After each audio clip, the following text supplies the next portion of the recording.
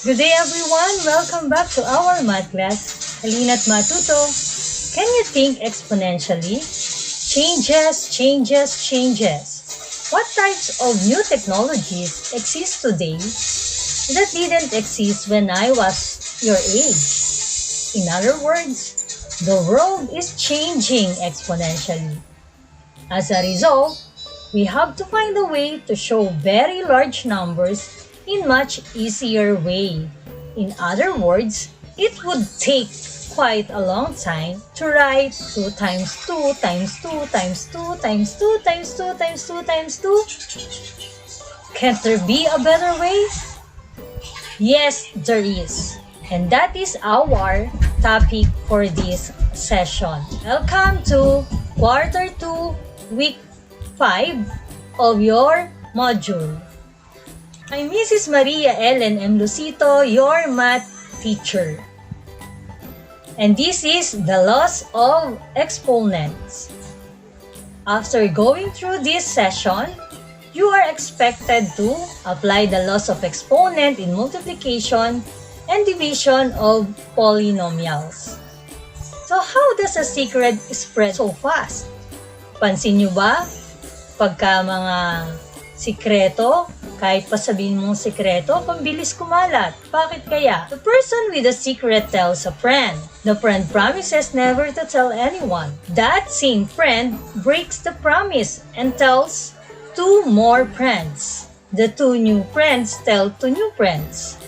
The 2 new friends decide to tell 2 more friends. This pattern occurs over and over until many people have been told. By the end of the day, it is no longer secret anymore.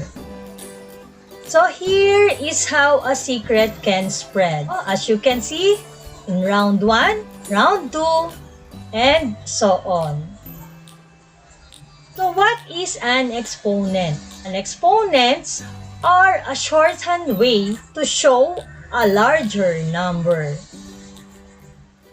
So where is an exponent located at? It is a small number written in the upper right hand of a base. So exponent are sometimes referred to as a power. Yung nandito, that is the exponent. And this one is the base. How do you read an exponent? A number with an exponent is said to be raised to the power of the exponent. Look at some examples. 3 raised to the second power, or 3 squared. 5 raised to the third power, or 5 cubed. 7 raised to the fourth power, or 7 raised to the fourth. That is how are you going to read the exponent. As you can see, we have here 5 raised to the third power, that is equal to 125. What is the exponent in the given example? The exponent is 3, while the base is 5. Alert! These are the mistakes that students often make dealing with exponent. 2 raised to the 5th power. It is not equal to 2 times 5. 2 raised to the 5th power does not equal to 10, because 2 raised to the 5th power means 2 times 2 times 2 times 2 times 2. That is equal to 32. It means the exponent tells how many times you're going to use the base as a factor. That is a common mistake, so do not multiply the base and the exponent. The multiplication rule applies only to expression with the same base. 4 squared times 2 cubed is not the same as 8 raised to the power of 2 plus 3. The multiplication rule applies just to the product, not to the sum of the 2 numbers. So another common mistake, without the parentheses, positive 2 is multiplied by itself 4 times. Then the answer is negative. As you can see, we have two different expression. Negative 2 raised to the fourth power, that is not equal to the quantity of negative 2 raised to the fourth power. With parentheses, negative 2 is multiplied by itself 4 times. Then the answer becomes positive. Without parentheses, positive 2 is multiplied by itself 4 times. Then the answer is negative. That is the implication of parentheses. So with parentheses, it means this negative 2 is multiplied by itself. Negative 2 times negative 2 times negative 2 times negative 2. While without parentheses, it means 2 is the one that is raised to 4. Positive 2. Positive 2 times positive 2 times positive 2 times positive 2. Let's proceed to the laws of exponent. The product of exponent. So if you are multiplying powers with the same base, keep the base and add the exponents. So that is the first law, the product law of exponent. If you have the same base, add the exponent. Then simplify if possible. Let's have this example. 2 raised to the 6th power times 2 raised to the 3rd power. So as you can see, we have the same base. And that is 2. Copy the same base, then add the exponent. 6 plus 3, that is 9. Then simplify. So 2 times 2 times 2 times 2 times 2 times 2 times 2 times 2 times 2. And that is 512. So remember, when you multiply powers, you add the exponents. Let's have another law, the quotient law of exponent. When dividing powers with the same base, keep the base and subtract the exponent. Quotient, it is from division. So we have the first condition, if m is greater than n. So if m is greater than n, then you can subtract the exponent. Let us see. So this is the example. As you can see, we have the same base. Tandaan, dapat pareho ng base. Pag hindi pareho, then you cannot apply this law of exponents. So copy the same base, which is 2. Then as you can see, the exponent of the numerator is greater than the exponent of the denominator. You can subtract. Copy the base, subtract the exponent. 6 minus 2, 4. So 2 raised to the 4th power is 16. So common mistake, 2 times 4, that is wrong. So it means 2 times 2 times 2 times 2. Remember, when you divide powers, you subtract the exponents. You have another condition. If m is equal to n, and it means they are the same base and same exponent, that is equal to 1. So x, m minus n is equal to x raised to 0 is equal to 1. This is the example. So 8 raised to the 12th power over 8 raised to the 12th power. As you can see, their exponents are the same or equal. 8 raised to 12 minus 12 is equal to 8 raised to 0 is equal to 1. Or simply, you can cancel it out, and that is 1. Remember, any number raised to 0 is always 1. Any number or any variable, if it is raised to 0, then it is 1. Next condition. So what if m is less than n? Paano naman if the exponent of the numerator is less than the exponent of the denominator? So all you need to do is to write 1 on the numerator, then copy the base, then n minus m, then subtract their exponent. Let's have this example. X raised to the 14th power over x raised to the 26th power. So as you can see, the denominator denominator's exponent is greater than the numerator's exponent. Based in our law, write 1, then copy the base, then subtract their exponent. So is equal to 1 over x raised to the 12th power. 26 minus 14 is 12. Let's have another example. By expanded form, we have a times a, then a times a times a times a times a. You can cancel these two a's. So, ilan na lang ang matitira? Write 1. Then, on our denominator, there are still 3 a's. So, we have a raised to the 3rd power.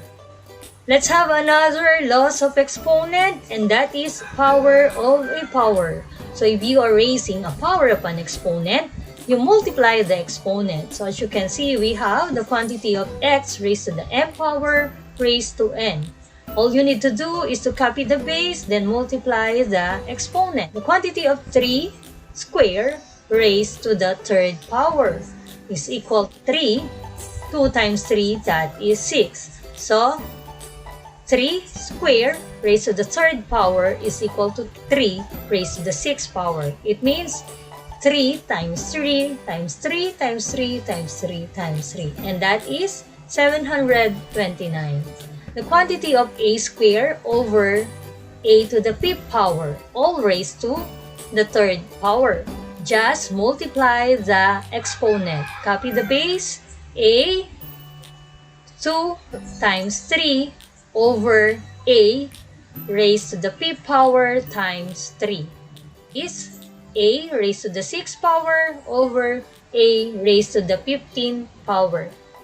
Then applying the other law of exponent, so this is power of a quotient. So you have to subtract the exponent. The denominator's exponent is greater than, so write 1 over a 15 minus 6 is equal to 1 over a raised to the 9th power. 15 minus 6 is 9. So remember, power to a power, multiply the exponent. You can see we can apply not only one law, but instead you can apply 2 or more laws of exponent in order for you to simplify an expression. Power of a product. So, power of a product is the product of the bases is powered by the same exponent, then the result is multiplication of individual factors of the product, each powered by the given exponent. In other words, you must distribute the exponent. So, the quantity of x multiplied by y raised to the n power. So, it is equal to x raised to n times y raised to n. As you can see, we have 2 different bases. So, x and y. So, that's the reason why you must distribute the exponent to the base of x and y. Oh, let's have this example. The quantity of a times b raised to the 2nd power, all raised to 2, is equal to a square b square. So, when I take a power of a product, I apply the exponent to all factors of the product. Let's have another example. Quantity of 3 times a times b raised to the 2nd power, all raised to 3. So, it means 3 cubed or 3 raised to the 3rd power, a raised to the 3rd, then b, applying the law of exponent, 2 times 3. That is 6. 3 cubed is 27. Just copy a cubed, then b raised to the 6th power because 2 times 3 is 6. So as you can see, exponent outside the parentheses distributed all the factors here. Okay, so we have 3, a, and b. So, distribute the exponent. Okay, so let's have another law. Power of a quotient. So, if the quotient of the bases is powered by the same exponent, then the result is both numerator and denominator, each powered with the given exponent. So same, earlier, ang kaibahan lang, it is quotient. Just distribute the exponent. So the quantity of x divided by y, or x over y raised to n, is equal to x raised to n over y raised to n. Let's have this example, 2 over 3 raised to the 4th power. So it means 2 raised to the 4th, 3 raised to the 4th. So as you can see, the exponent distributed to the base of 2 and 3. So we have 2 raised to the 4th power. That is not 2 times 4. Instead, multiply 2 by itself 4 times. 2 times 2 times 2 times 2, that is 16. And 3 raised to the 4th power is equal to 81. Because 3 times 3 is 9. 9 times 3 is 27. And 27 times 3 is 81. Or 3 times 3 times 3 times 3, that is 81. So when I take power of a quotient, I apply the exponent to all parts of the quotient. Another example, a over b raised to the 3rd power. So, ang dali lang, di ba? It is equal to a raised to the 3rd power over b raised to the 3rd power. Wait, there's more! The negative law of exponent. If the base is powered by the negative exponent, then the base becomes reciprocal with the positive exponent. As you can see, we have x raised to negative m. Get the reciprocal of this, so it becomes 1 over x to the m power. So, wala nang negative because you get the reciprocal of x raised to negative m, and that is 1 over x raised to m. So, this example, 5 raised to negative 3. So, based on the negative law of exponent, it becomes 1 over 5 raised to the 3rd power. So, that is equal to 1 over 125. What if we have this kind of example?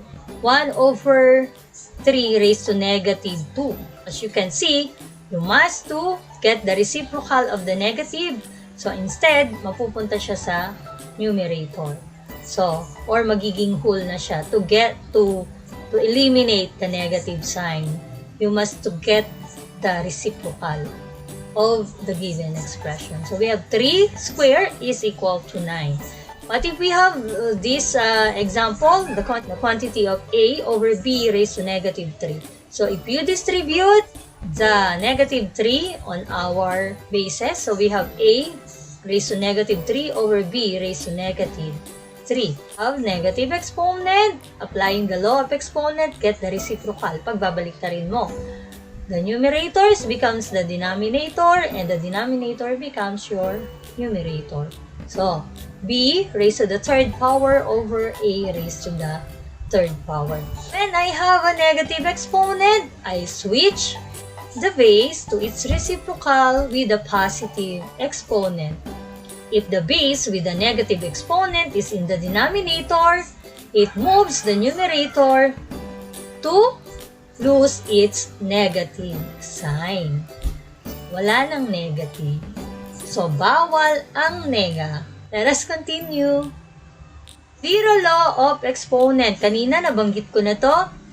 Any base powered by zero exponent is equal to 1. So, x raised to 0, that is 1.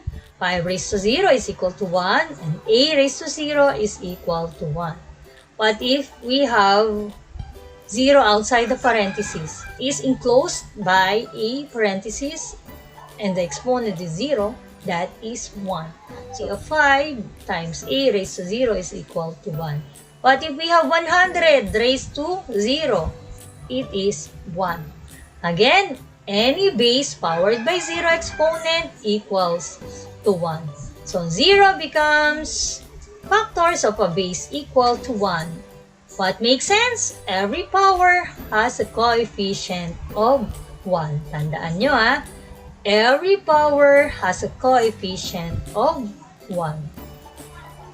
To try this, you can pause this video. Then you get a scratch paper. Then you try to answer and apply the laws of exponents. So number 1. 3 square times 3 square. Applying the law, copy the base, then add the exponent. After you answer, you play again the video for you to know if your answers are correct. So let us check your answer. Those are the laws of exponent. Kung meron kayong tanong, huwag mahihiyang magtanong. See you in our chat box. Pwedeng magtanong. Pwede nyo akong i-chat, i-text, or i-call. Have a nice day everyone. Stay safe and stay blessed.